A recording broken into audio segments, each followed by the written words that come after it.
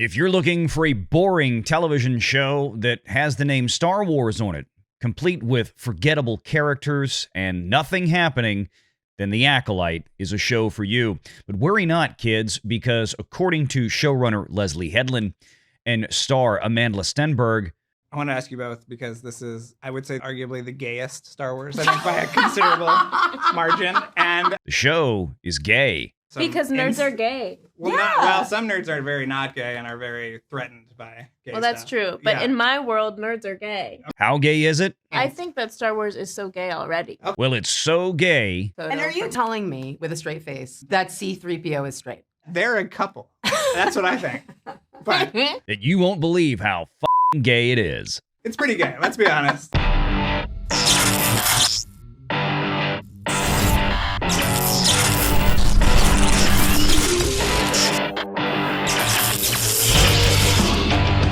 Renegade Online.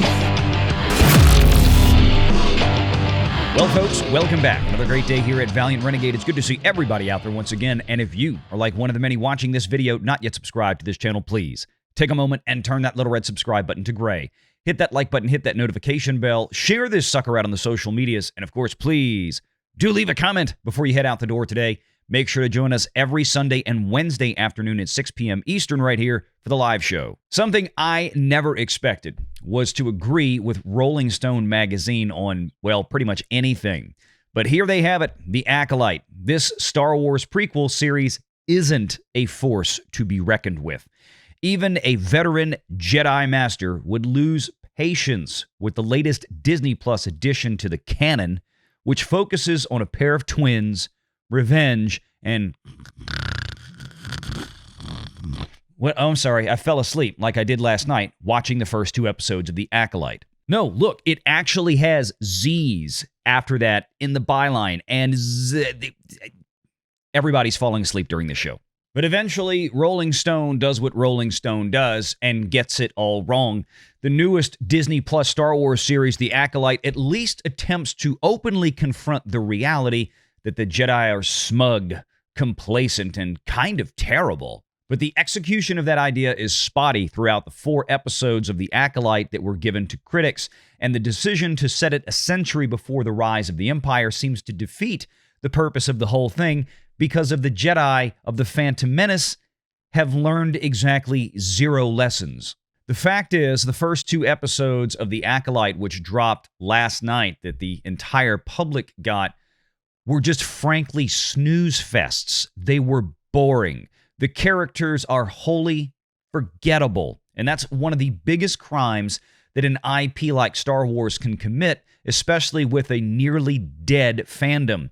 Don't hand the audience something that puts them to sleep. Lee Jung-jae, the Emmy-winning star of Squid Game, isn't fluent in English, and as a result, his line readings can be a bit halting at times, but otherwise, he brings a necessary amount of gravitas, warmth, and regret as Saul. I'll wholeheartedly agree with that. I think the only character in this entire show that I've seen so far, all roughly 70, 80, 90 minutes of it in the first 2 episodes, Lee Jung-jae's character is the only thing on that screen that I have any interest in. And that's frankly not saying a lot because there's virtually nothing interesting in this entire show. The Acolyte is living up to exactly the hype that was put around it some 3.5 years ago when it was first announced. This is a very strongly female-led Star Wars show. I know, surprise, we've never had that before. We've never had an entire sequel trilogy led by a Mary Sue female character like Rey.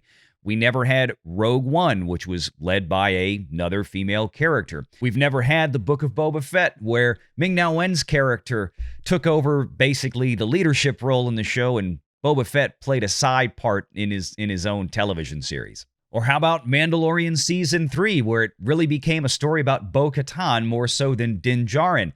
No, we've never had so much female exhibition in a Star Wars thing I can't do this anymore. Here's the funny thing, though. Everybody else seems to be noticing it, too. This from BGR that just came out the same day The Acolyte released. Netflix envy led Disney Plus to squander 3 of the greatest entertainment brands ever. And yeah, it's pretty simple. We've talked about this a multitude of times. Disney spent $4 billion some 12 years ago now to acquire Lucasfilm. A large chunk of that was for Star Wars. And they bought it for the same reason that they purchased Marvel just a few years before that. And that was to expand their demographic reach into a male audience.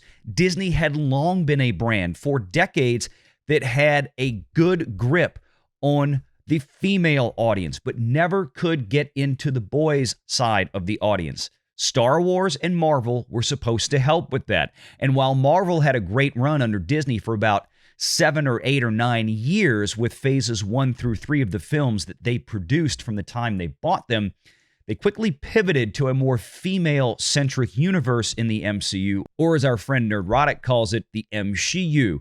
Star Wars never even got the chance. Star Wars was set on a female-centered course from day one, thanks to Kathleen Kennedy and all the girls that run Lucasfilm. And of course, by making that decision, it has cost Disney, and more specifically, Disney stockholders, a ton of money in lost revenues, unrealized revenues. In other words, the economic opportunity cost of turning Star Wars into a girls' brand, or at least trying to, with billions of dollars of shareholder capital, when otherwise Star Wars may have generated 2, 3, 4, 5 times, maybe even more, the amount of revenue than it has in the last 10 years for Disney if they had just stuck with Star Wars as it was.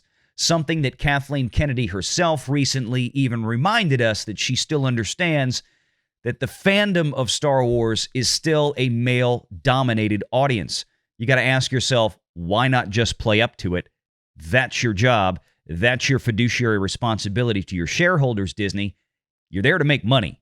Andy Meek says, I opened my Disney Plus app today for the first time in goodness knows how long, and about 30 seconds later, I was frustratingly reminded why that's the case. Not a single thing from the carousel at the top of the app or the row of content algorithmically chosen for each user looked remotely interesting. Scrolling down the app, I was assaulted by row after row of titles that seemed like they'd look interesting if I was 8. We're talking one example after another of a forgettable Star Wars spinoff, of pointless Pixar sequels, of Marvel movies and shows I could not care less about. At this point, I'm thinking, why am I still subscribed to Disney Plus? The debut today of Disney Plus's latest Star Wars series, The Acolyte, only reinforces the problem, and that problem specifically is the following. Thanks to the company wanting to replicate the success of Netflix, Disney Plus has run 3 of the most iconic entertainment brands of all time into the ground. And it's not even clear that the key decision makers in charge of those brands, Star Wars, Pixar, and Marvel, even recognize that fact. In an interview with the New York Times, for example, Lucasfilm president Kathleen Kennedy bemoaned the overwhelming presence of males in the Star Wars fandom. Quote, operating within these giant franchises now with social media and the level of expectation, it's terrifying, she said. I think a lot of the women who step into Star Wars struggle with this a bit more because of a fan base being so male-dominated. They sometimes get attacked in ways that can be quite personal. How about just make good shows and movies, BGR suggests. Do you think you could all maybe give that a try at some point? Because shows like Ahsoka, The Book of Boba Fett, Obi-Wan Kenobi, and the newly released The Acolyte all seemed intent on checking every box except the most important one. Be interesting. Now I'll discuss in detail my thoughts a little bit more during the live show on Wednesday, June 5th at 6 Eastern right here on Valliant Renegade. Stay tuned for that one. We'll have a panel come in to share their thoughts as well. But as it stands right now, I desperately struggled to get through the first 2 episodes of The Acolyte. And we haven't even got to what some are calling what may be the most offensive content that Disney has ever produced and put before Star Wars fandom. We're supposed to be getting that in episode 3, and it seems the cat is now out of the bag following a video that I cut just the other day from a live show clip on Sunday featuring Film Threat's Alan Ng. Do you think that the backlash will be worse than The Last Jedi? I think so. Whoa! And following an episode of Film Threat from yesterday where Chris Gore and Alan Ng divulged all the dirty details of what's still to come with The Acolyte, we now know that the Force is female isn't just going to be an expression anymore, one thrown out there some 10 years ago now by Kennedy and company. No, it's actually going to be embodied in this show.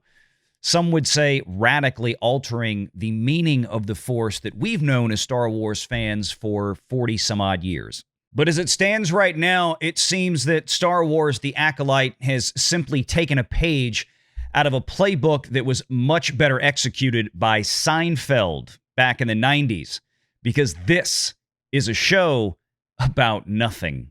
Make sure you're subscribed to Valliant Renegade and join us every Sunday at 6 p.m. Eastern for the live show.